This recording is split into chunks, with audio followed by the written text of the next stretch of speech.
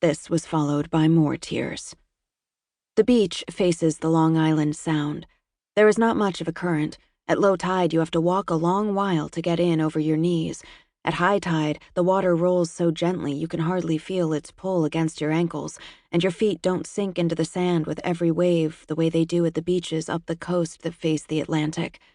It is not easy to drown at our beach. I remember watching my mother on the TV, words coming out of her mouth, tears coming out of her eyes. She had bought new clothes for the occasion, a tailored suit, dark gray, and shoes by an Italian designer who she told us was the best and a statement of our status in the world. I could tell by the shape of the toe. She had taught us a lot about shoes. I don't think it was because of the shoes that everyone wanted to believe her, but they did. I could feel it coming through the television. Perhaps we crumbled under the pressure at our private school. Maybe it was some kind of suicide pact. Maybe we'd filled our pockets with rocks and walked slowly into our watery graves like Virginia Woolf. But then, where were our bodies? It took 6 weeks and 4 days for the story to stop leading the news shows. My celebrity mother went back to being plain old Judy Martin, or Mrs. Jonathan Martin, as she preferred to be called, formerly Mrs. Owen Tanner, formerly Judith Luann York. It's not as complicated as it sounds. York was her maiden name before she took the names of her 2 husbands. 2 husbands are not a lot of husbands these days. Emma and I came from the first one, Owen Tanner. Emma was named after my father's mother, who died of a bad heart when she was 17. My name, Cassandra, Cass for short, came from a baby book my mother had. She said it sounded like the name of someone important, someone people admired, someone people envied.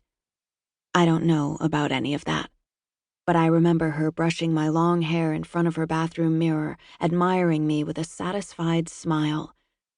"Look at you, Cassandra.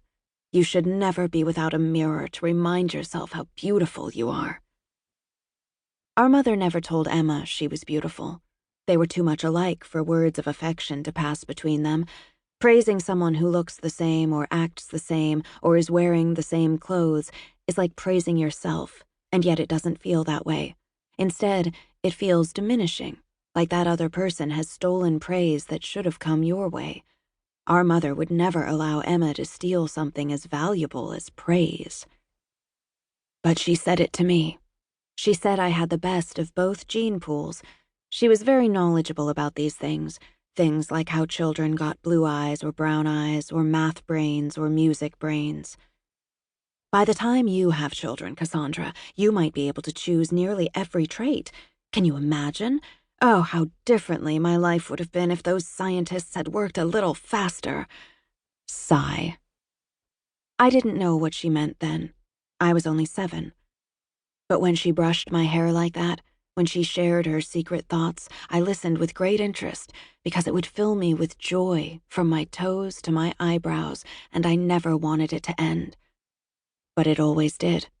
Our mother knew how to keep us hungry for her. When we were young like that, she would ask us if she was pretty, the prettiest girl we'd ever seen, and if she was smart, the smartest woman we'd ever known. And then, of course, am I a good mother, the best mother you could ever want? She always smiled big and wide-eyed when she asked. And when we were young, Emma and we would tell her yes in our most sincere voices. She would gasp, shake her head, and finally squeeze us so hard, like the excitement at being so wonderful was too much to contain, like she had to wring it from her body with some kind of physical exertion. After the squeezing came a long sigh to exhale the excitement she'd freed from her bones.